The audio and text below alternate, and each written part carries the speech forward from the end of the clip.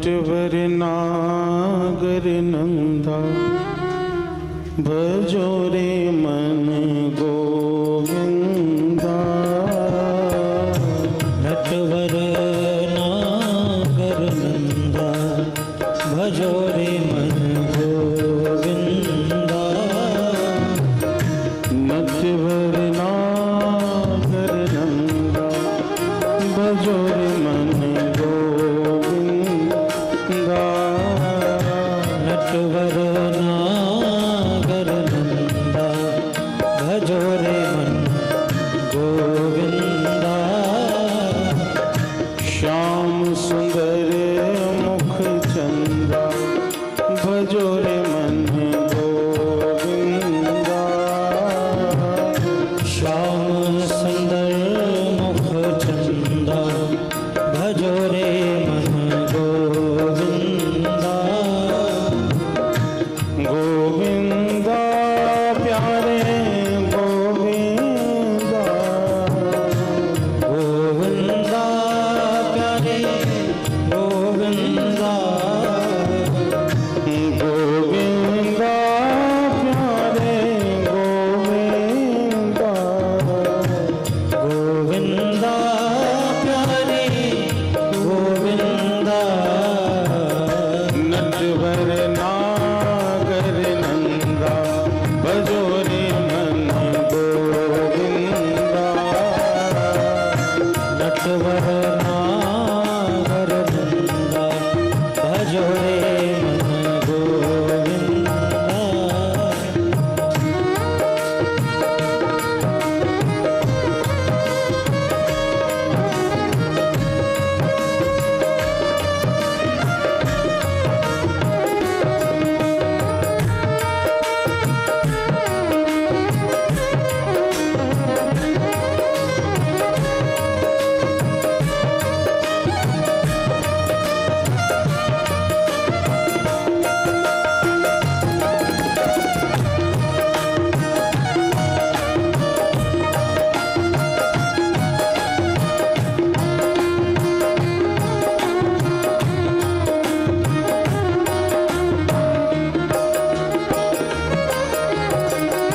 तू ही नटवर तू ही नागर।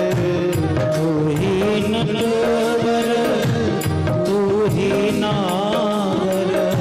तू ही नटवर तू ही नागर। तू ही नटवर तू ही नागर।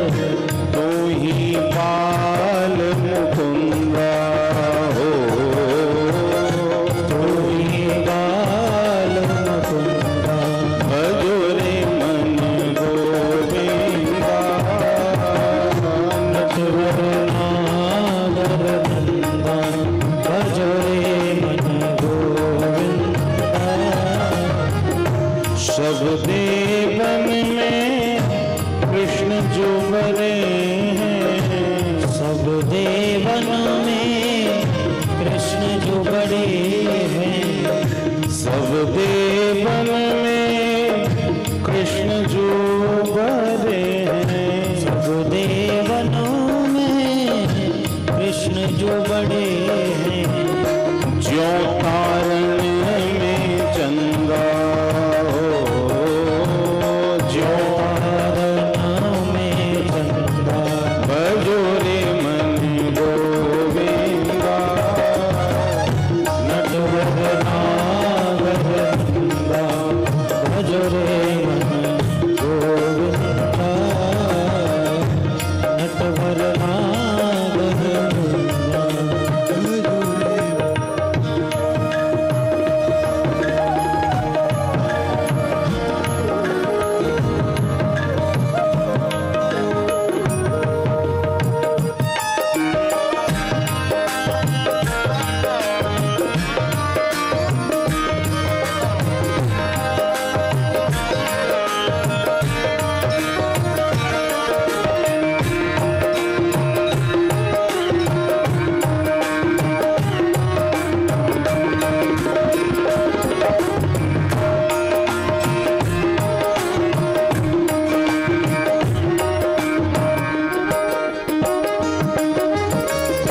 सब सखियों में राधा जो बड़ी है, सब सखियन में राधा जो बड़ी है, सब सखियन में राधा जो बड़ी है, सब सखियनों में राधा जो बड़ी है, ज्यों नदियों में गंगा हो,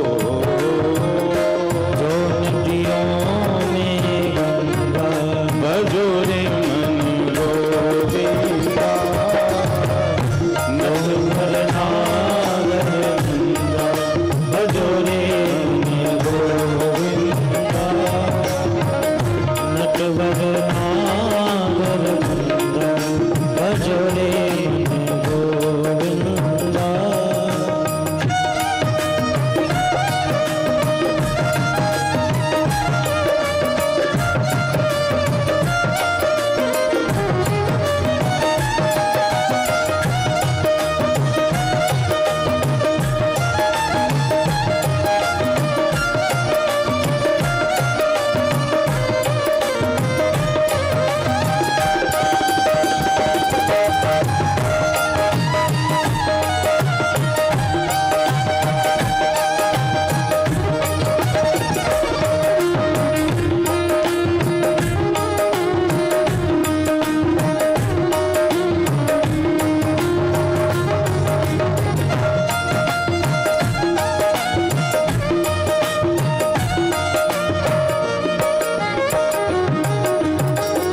वृंदावन की कूंज गलिन में, वृंदावन की कुंज गलिनों में, वृंदावन की कूंज गलिन में, वृंदावन की कुंज गलिनों में, नाचत बाल मुकुंदा हो, नाचत बाल मुकुंदा, भजो रे मन गोविंदा, नटवर नागर नंदा, भजो रे मन गोविंदा।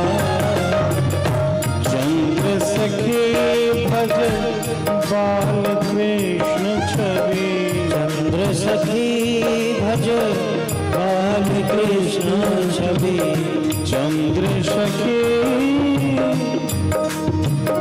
चंद्र सखे भज बाल कृष्ण छवि, चंद्र सखी भज बाल कृष्ण छवि, काटो काटो काटो यम का फंदा, भजो रे मन गोविंदा, नटवर नागर नंदा, भजो रे मन गोविंदा।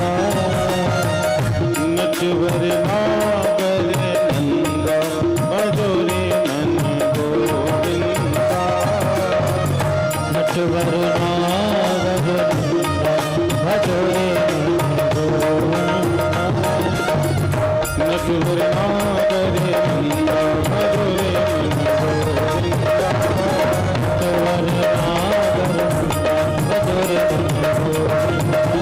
भजो रे मन गोविंदा, भजो रे मन गोविंदा, भजो रे मन गोविंदा, भजो रे मन गोविंदा। भजो रे मन गोविंदा।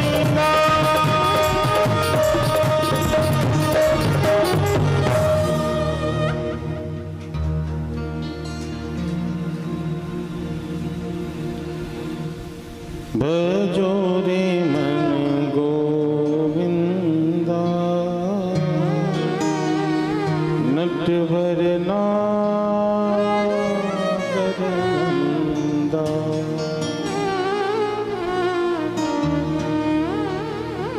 जय राधे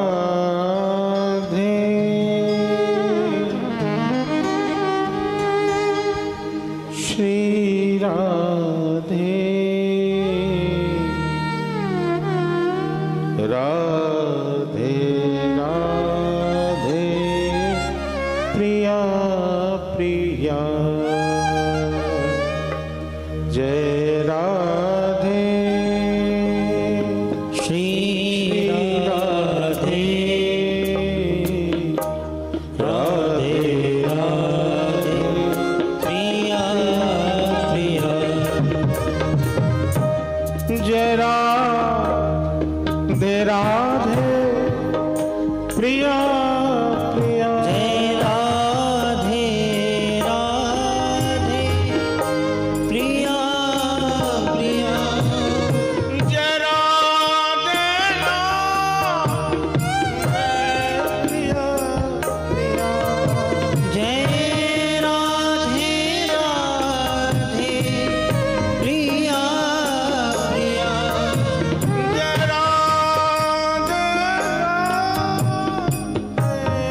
प्रिया प्रिया जय राधे राधे प्रिया प्रिया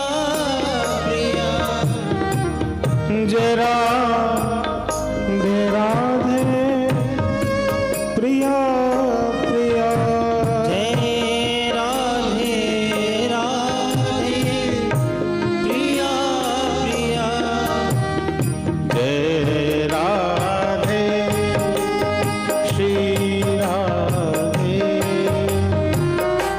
राधे राधे प्रिया जय राधे श्री राधे राधे राधे प्रिया प्रिया जय राधे राधे प्रिया प्रिया जय राधे राधे प्रिया प्रिया गिरधर की प्यारी प्रिया प्रिया गिरधर की प्यारी प्रिया प्रिया जय बांके बिहारी प्रिया प्रिया जय बांके बिहारी प्रिया प्रिया जय राधा रमन जी प्रिया प्रिया जय राधा रमन जी प्रिया प्रिया जय राधा मदन मोहन प्रिया प्रिया जय राधा मदन मोहन प्रिया प्रिया जय राधा गोविंद जी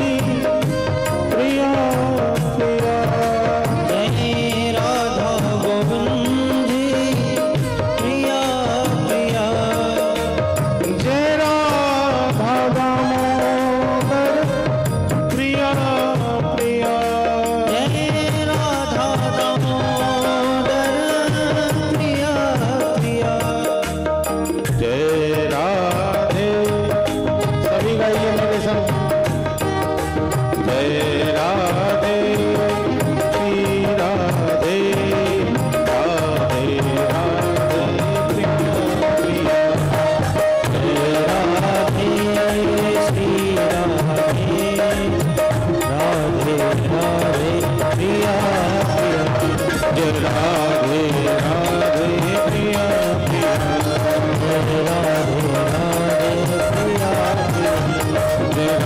राधे राधे प्रिया प्रिया जय राधे राधे प्रिया प्रिया राधे राधे प्रिया जय राधे राधे प्रिया प्रिया राधे राधे प्रिया प्रिया जय राधे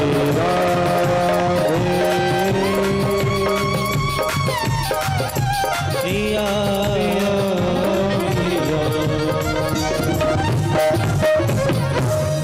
बोल भागवत भरान की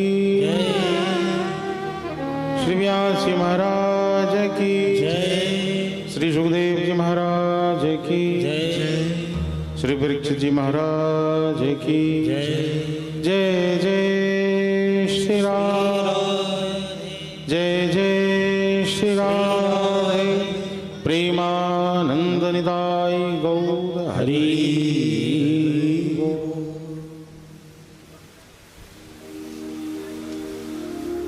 परम मंगल में भगवान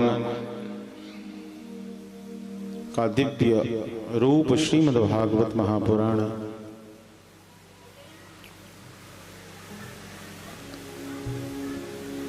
श्री भागवत आश्रम में बैठे इस दिव्य शिवालय के प्रांगण सरोवर तट पर बैठकर श्रावण मास के इस परम पावन पुनीत अवसर पर विराजमान आप सभी विज्ञजन, विद्वज्जन, विप्रजन, वैष्णवजन, संतजन एवं श्रद्धावनत माताओं के चरण में व्यासपीठ से वंदन।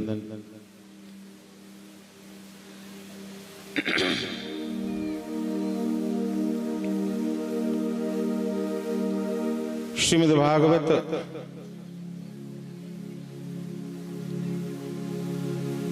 और श्रीमद् भागवत जी का स्वरूप अकारुण करुणा वर्णालय है।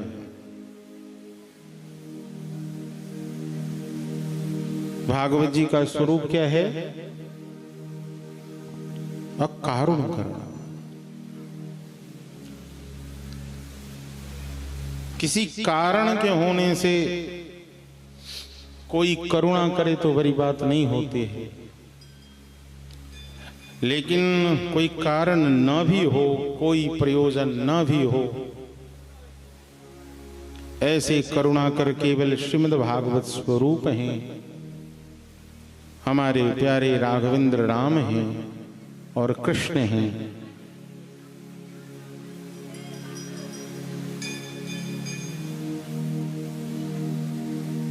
जो दीनता को देख कर ही द्रवीभूत हो जाते हैं और जीवों पर सतत कृपा वृष्टि करते हैं। यह निश्चित है कि पूर्व के अनेक जन्म यह जीव, उसे ये मानव देह ऐसे ही सहज नहीं मिल जाता माता जी। सभी योनियों को भोगता हुआ, प्रारब्धों को मिटाता हुआ वह जीव मानव देह में को प्राप्त करता है। और मानव देह में भी पहले विजातीय होता है, अवैदिक होता है। मतलब किरात, हुंद, पुलिंद, पुलकस, आभीर, इन सभी जातियों में जन्म ग्रहण करता है। तब जाकर वैदिक जाति, जो 4 वर्ण है, शूद्र है, वैश्य है, क्षत्रिय है और विप्र है, तब जाकर ये शरीर की प्राप्ति होती है। इसलिए इस दुर्लभ देह को प्राप्त कर लेने के बाद एक निश्चित साधन व्यक्ति को पकड़ लेना चाहिए।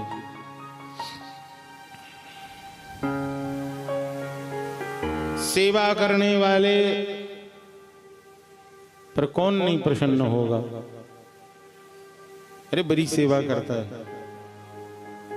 जो सेवा नहीं करे उस पर तो सेवा ही नहीं करेगा, बात ही नहीं मानेगा, फिर उस पर कोई प्रसन्न होगा क्या? लेकिन राम जी तो फिर भी प्रसन्न हो जाते हैं। बिन सेवा जो द्रवहि दीन पर, बिन सेवा जो द्रवहि दीन पर, बिन सेवा जो द्रवहि दीन पर। राम सरिष को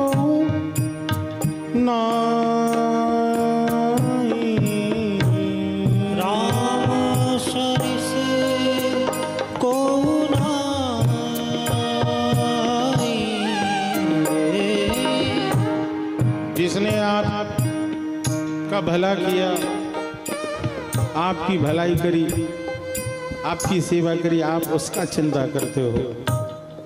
लेकिन राम जी और श्याम जी ऐसे हैं जो कोई कुछ करे न करे फिर भी उसकी चिंता करते हैं।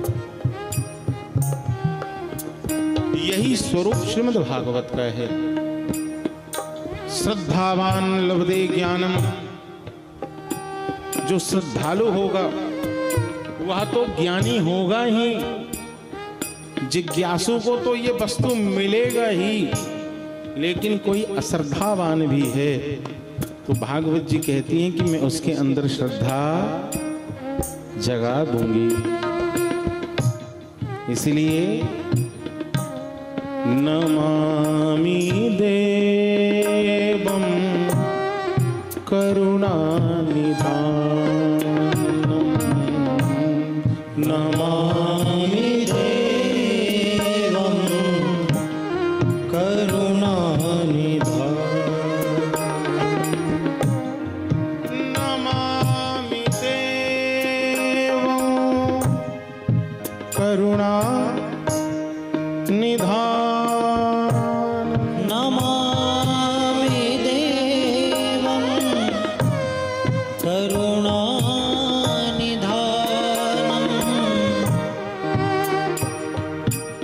तमालवर्णं सुहितावतारम्, तमालवर्णं सुहितावतारम्,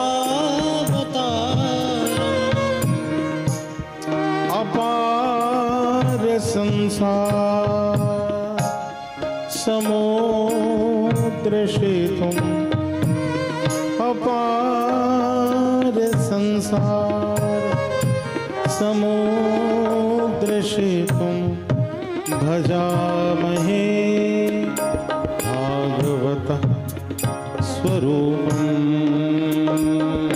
भजामहे भागवत स्वरूपम्, नमामि देवं करुणानिधानम्, नमामि देवं करुणानिधानम्, मैं नमस्कार करता हूँ, मैं उन्हें प्रणाम करता हूँ। नमामि देवं करुणानिधानम्, हे करुणानिधान, मैं आपको नमस्कार करता हूँ। क्यों? कौन है वो? कैसे दिखते हैं वो? व्यासी कहते हैं उनका रंग है तमाल वर्णम। तमाल का जो वृक्ष होता है,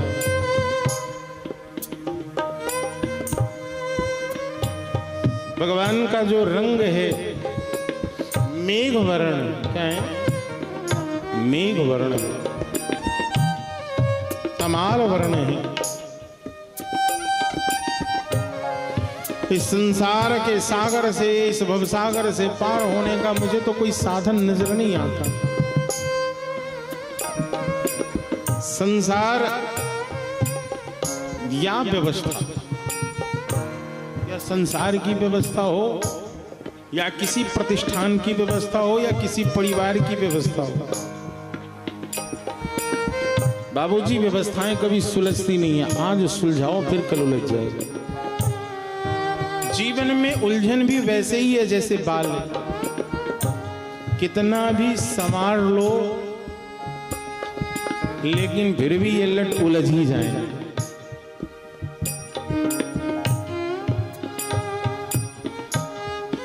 और तो और जितना सुलझाने का प्रयास करोगे उतना उलझता जाएगा और बाल भी टूटते जाएंगे।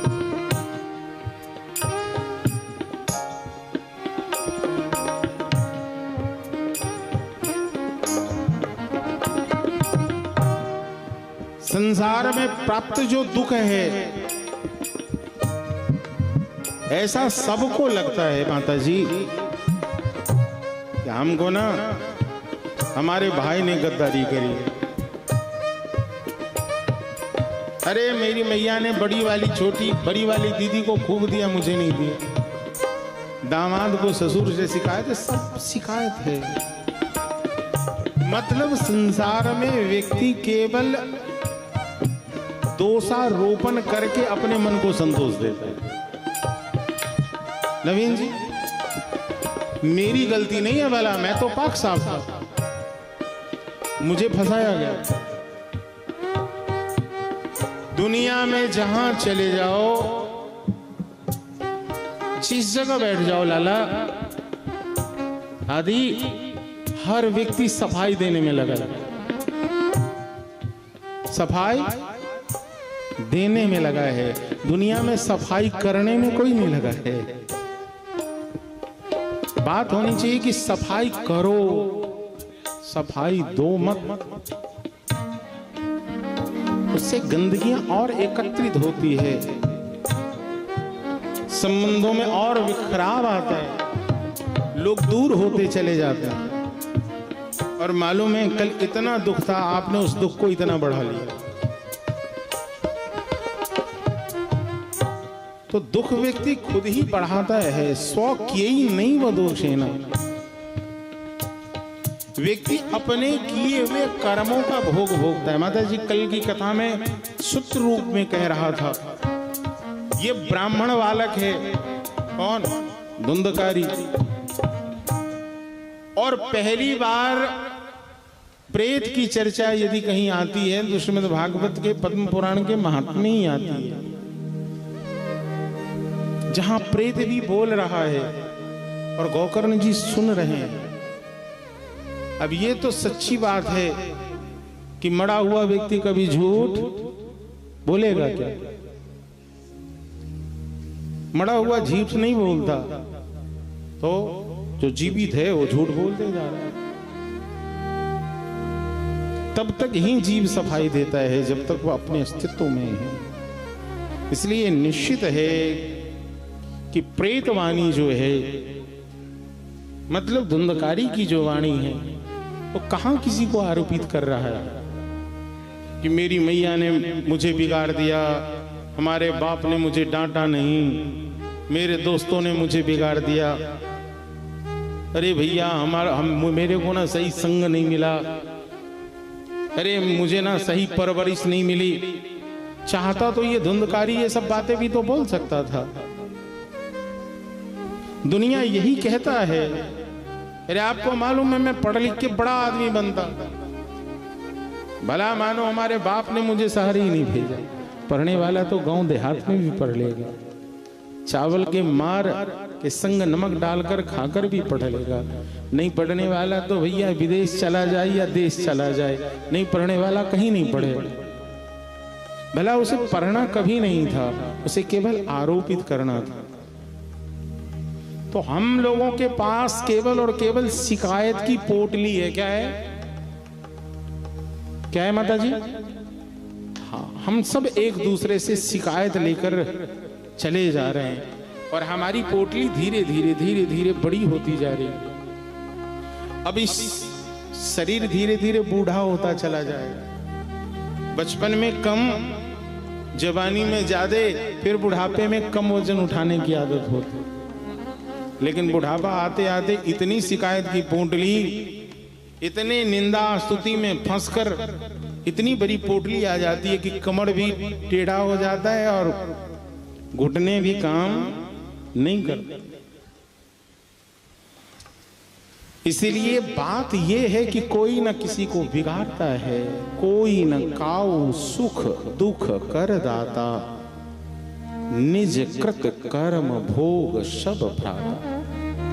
गोस्वामी जी तो स्पष्ट कहते हैं, आप जो भोग रहे हो ये आपका कर्म है, आपने जो रूप पाया है ये आपका प्रारब्ध है, और जो आज कर्म करोगे वही आपका भविष्य होगा। तो जीवन में प्रारब्ध के कारण बड़ा उलटफेर होता है। इसलिए किसी को आप आरोपित न करें। जैसे ये, ओ भैया मेरे दाईं ओर जो भी हैं शांत हो जाएं। आपकी ध्वनि यहां तक आ रही है। स्व किए ही नहीं वदोषेन ब्रह्मत्वम नासितम मया। अपने किए हुए कर्मों के कारण मैंने भैया अपने ब्रह्मणत्व को समाप्त कर लिया। कहां कहता है वह धुंधकारी? दुनिया कहता है कि मैया ने ढंग से लालन पालन नहीं किया इसलिए धुंधकारी बन गया। अरे जीव को सजग रहना चाहिए। लालन 5 वर्ष तक होता है। कितने वर्ष तक? और तारन 12 वर्ष तक होता है। मतलब डांटना, फटकारना। फिर तो उस जीव को स्वयं ही जगना पड़ेगा। समझ रहे हो बेटा? फिर तुम्हारी अब नैतिक जिम्मेवारी बनती है खुद की कि हमें अपने जीवन को किस प्रकार से आगे लेकर जाना है।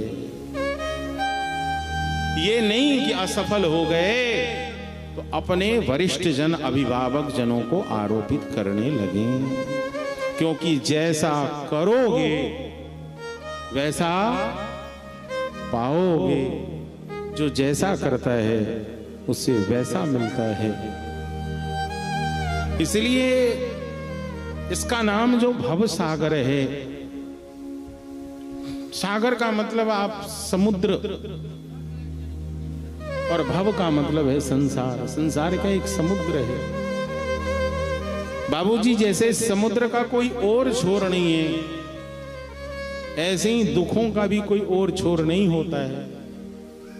इसलिए जीवन में एक किनारा पकड़ लो, किनारा पकड़ लो तो अच्छी बात होगी। कौन सा किनारा पकड़ लें? वह कौन सा किनारा है जहां चले जाएं? बोले वह किनारा ही श्रीमद् भागवत है, वह किनारा ही सदगुरु आश्रय है, वह किनारा ही श्री गोविंद चरण है, वह किनारा ही श्री किशोरी जी के पद कमल हैं। जहां क्या होगा? ताके योग पद कमल मनावो, ताके योग पद कमल मनावो, ताके योग पद कमल मनावो, ताके योग पद कमल मनावो, जासु कृपा निर्मल मति पावो, जासो कृपा निर्मल मति पावो, जासु कृपा। जिनके कृपा प्रसाद से, जिनके चरण दर्शन से हमारा मन निर्मल हो जाए और हमारी बुद्धि जो कुविचारों से कुलसित है वह स्वच्छ हो जाए। हमारी मति कैसी हो जाए? धवल हो जाए। मति का मतलब है बुद्धि। कितनी भी बिगड़ी हुई बुद्धि क्यों ना हो, नित्य प्रिया किशोरी जी के चरणों का ध्यान करने मात्र से निश्चित है कि उसकी मति, उसकी बुद्धि निर्मल हो जाए। आहा, जय हो। इसलिए इस संसार सागर से पार जाना है। एक नौका है, वो नौका ही राम कृष्ण का नाम है। वह नौका ही भगवान का धाम है, जगन्नाथपुरी है, वृंदावन है, द्वारिका है, अयोध्या है। ये क्या है? ये धाम है। लीला गुण किसी एक नौका में जीव बैठ जाएगा तो ये निश्चित है इस संसार में जो हम दुखिया बने फिर रहे हैं, ये दुखिया हमें किसी ने बनाया नहीं है। हम सब तो वाकई सुखिया ही हैं। दुखिया सब संसार है कब? जब राम को भूल जाता है तब। और राम को कौन भूलता है? जो खुद को भूल जाता है। आप अपने को याद रखो कि मैं कौन हूं। इतना परिचय हो गया तो निश्चित है कि भगवान से भी आपका परिचय हो ही जाएगा, ईश्वर से भी आपका परिचय निश्चित ही हो जाए। नमामि देवं करुणावतारम संसार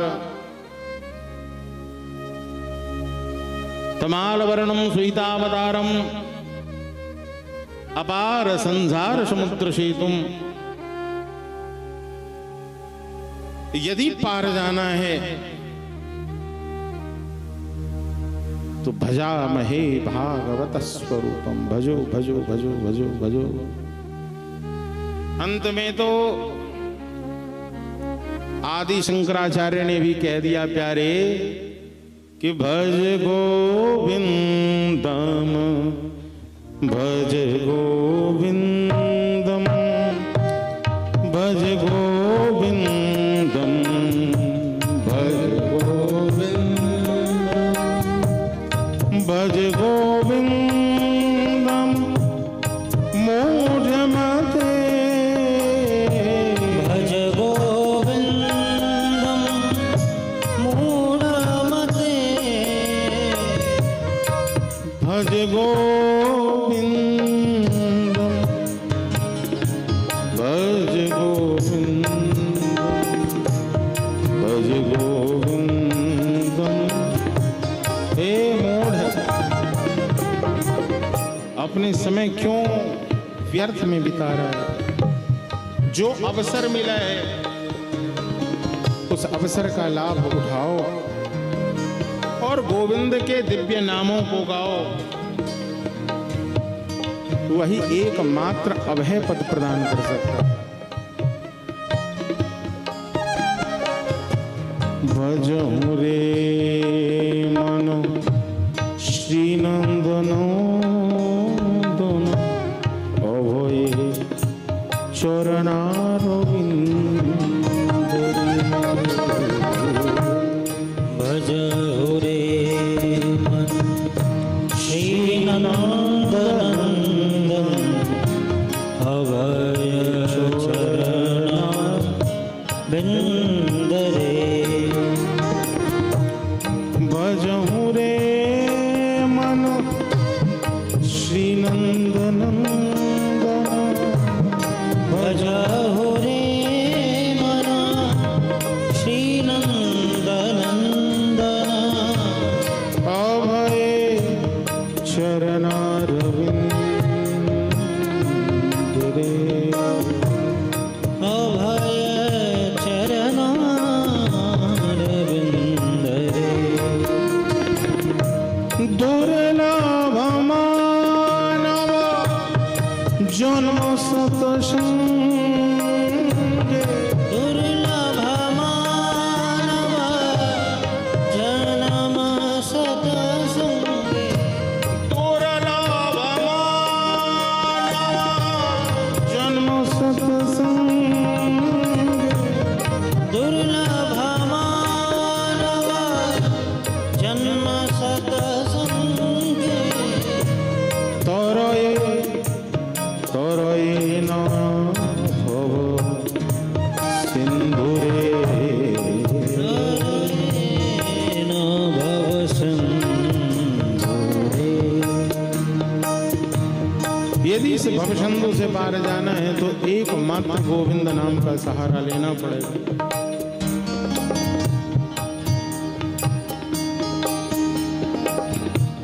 भव सागर चहु पार जे पावा, भव सागर जे पार जे पावा।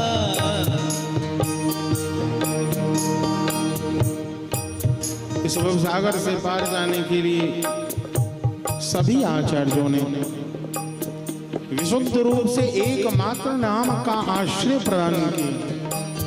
बाबा हरेर नाम हरेर नाम हरेर नामैव केवलम,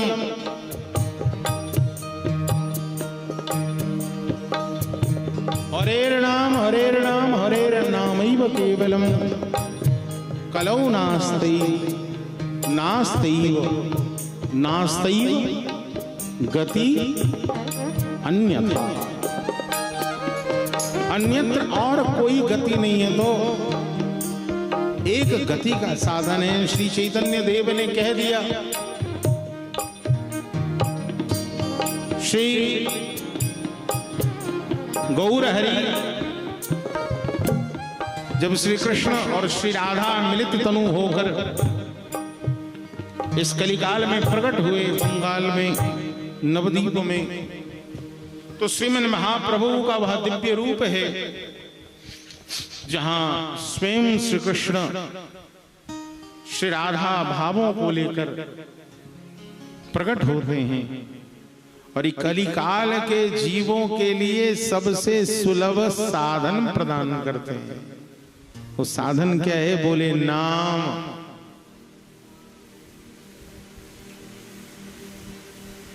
अब आप कहेंगे कि उन्होंने कहा नाम और यहां तो चल रही है भागवत की कथा।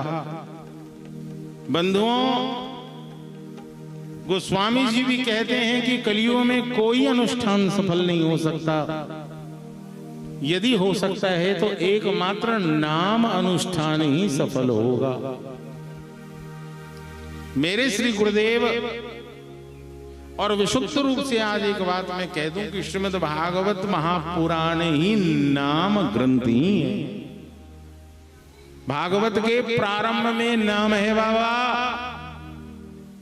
जिसके मध्य में नाम है और जिसके विश्राम में भी नाम है। श्रीमद् भागवत का हर एक श्लोक भगवान के नामों से ही ओतप्रोत है। इसलिए इस कलिकाल में एकमात्र साधन है, आप भगवान नाम आश्रय लें। और श्रीमद् भागवत जी का एक स्वरूप है कि ये नामात्मक ग्रंथ है।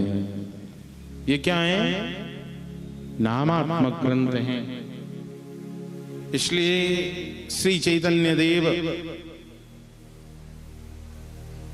जब 1484 में इस भारतवर्ष और वंग देश में नदिया ग्राम में जन्म लेते हैं, वो कोई सामान्य नहीं है, अपितु स्वयं श्री कृष्ण श्री राधा को के भावों को लेकर प्रकट हुए।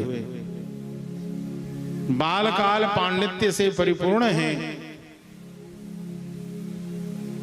और बाद में उन्होंने श्री कृष्ण नाम का प्रचार प्रारंभ किया, अपने निज पार्षदों को आगे बढ़ाया और नगर नगर में केवल हरि बोल हरि बोल हरि बोल हरि यह एक साधन दे दिया।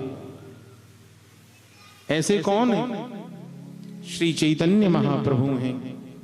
और चैतन्य महाप्रभु ने कलियुग के समस्त जीवों के परम कल्याण का एक ही साधन प्रदान किया है। वो क्या है? बोले पंचम वेद। पंचम वेद कौन सा है? श्रीमद् भागवत क्या है? ये पंचम वेद हैं।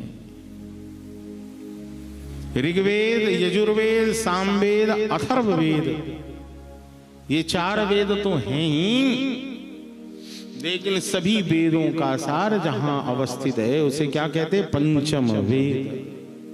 इसलिए आरती जब आप सभी करती हैं तो क्या करती हैं? ये पंचम वेद निराला।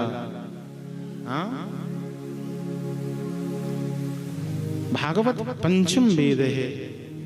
ये पंचम वेद करता क्या है? बोले ये पंचम पुरुषार्थ प्रेम को प्रदान करने वाला है। ये भगवान के दिव्य प्रेम को प्रदान करने वाला है। और वो तब होगा जब गौर हरि के गुणानुवादों को, उनके नामों को भक्त भगवंत वाणी, भक्त की वाणी, भगवंत की वाणी सतत गाएंगे, जय घोष करेंगे, तो ये निश्चित है कि इस भवसागर से पार जाने में सुलभता ही नहीं होगी। मैं तो यूं कह दूं कि उस भवसागर में रहकर, भवसागर से रहकर भी न रहोगे। लोग कहता नहीं, अरे हम तो थे यहां लेकिन मुझे तो पता ही नहीं चला। सबके जीवन में कभी कभी हो जाता है, अच्छा इतने समय बीते हमको तो याद ही नहीं रहा। ऐसे ही संसार में रहते हुए भी संसार का भान न रहे, ये बड़ी बात हो जाए। और वो तब होगा जब श्री सद्गुरुदेव की कृपा होगी, वो तब होगा जब आप भागवत आश्रय लेंगे, वो तब होगा जब भक्तों और संतों की कृपा आपके ऊपर में होगी, वो तब होगा जब आप अपने जीवन में नाम का आश्रय ले लेंगी। और आप कुछ नहीं कर सकते तो कम से कम आप उनके चरणों में समर्पित हो जाइए। इतने से भी आपके जीवन में परम मंगल का आगमन नहीं अपितु उदय हो जाए।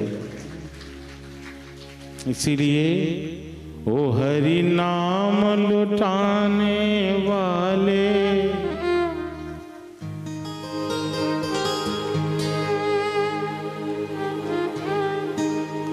जय गौर हरि, जय गौर हरि, जय गौर हरि, जय गौर हरि।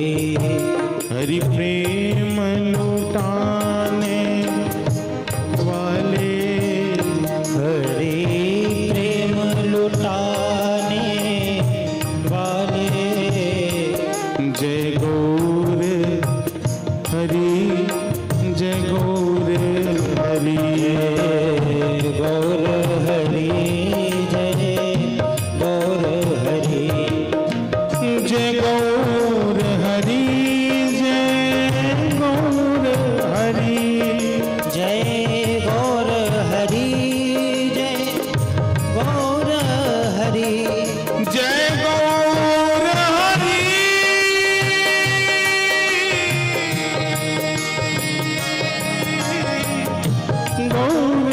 हरि, गौर हरि, जय गौर हरि, जय गौर हरि, हरि प्रेम लुटाने वाले, हरि प्रेम लुटाने वाले, जय गौर हरि, जय गौर हरि, गौर हरि, जय गौर हरि। तब मुरली मधुर बजाई, तब मुरली मधुर बजाइए, कोई गोपी ही सुन पाई, कोई गोपी ही सुन पाई है। अब कंठ से हरि गुण गाए, अब कंठ से हरि गुण गाए, सब दुनिया ने सुन पाई, सब सब दुनिया में सुन पाई है। सब दुनिया ने सुन पाई, सब दुनिया ने सुन पाई है। इसका मतलब है कि भक्त के के संग से जीवन में परिवर्तन आता है। इसलिए भगवान श्री कृष्ण स्वयं गोपियों के भाव को लेकर श्री राधा भाव भाविता होकर जिस रस को भगवान स्वयं चख नहीं पाते, तो उन्हें भी मन होता है कि ये मधुर रस कैसा है, ये लड़ुआ का स्वाद कैसा है। जब तक मुख में घुलेगा नहीं तो स्वाद मालूम नहीं चलता है। तो प्रभु से रहा नहीं गया। जब श्री कृष्ण से रहा नहीं गया तो चैतन्य महाप्रभु के रूप में अवतरित हो गए। और जब अवतरित हुए तो उन्होंने श्री कृष्ण नाम की मलाई चखी। अरे भैया, या मलाई तो बड़ो अद्भुत हतो। लाला या को मिठास देखो, या की शीतलता देखो। मक्खन की शीतलता होती है ना,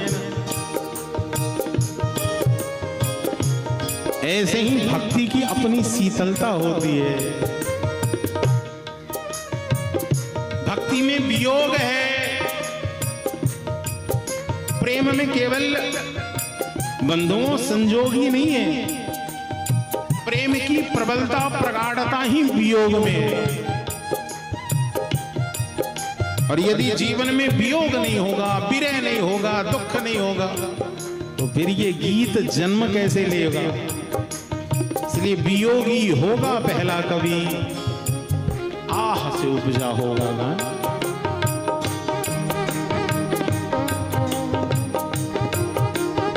अब कंठ से हरि, अब कंठ से हरि गुण गाई। अब कंठ से हरि गुण गाई।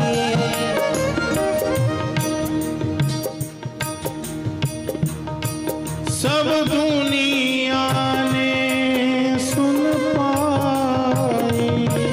सब दुनिया ने सुन पाई है। भगवान स्वयं जब भक्त का रूप धारण करके आते हैं तो भक्तों के उत्साह को देखकर, एक के भजन प्रणाली को देखकर, स्वरूप को देखकर, लगन को देखकर दूसरे के मन में भी उसे भजने का उत्कंठा, लालसा, जिज्ञासा।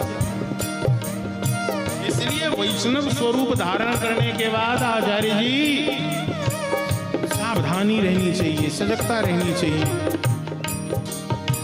जैसे बंधुओं तुलसी की मंजरी में वो शक्ति होती है, तुलसी के पत्ते में वो सामर्थ्य नहीं है, लेकिन तुलसी का जो मंजरी है, जो मज्जर है, उसमें कितना सामर्थ्य होता है। एक मज्जर न जाने कितने तुलसी वृक्षों को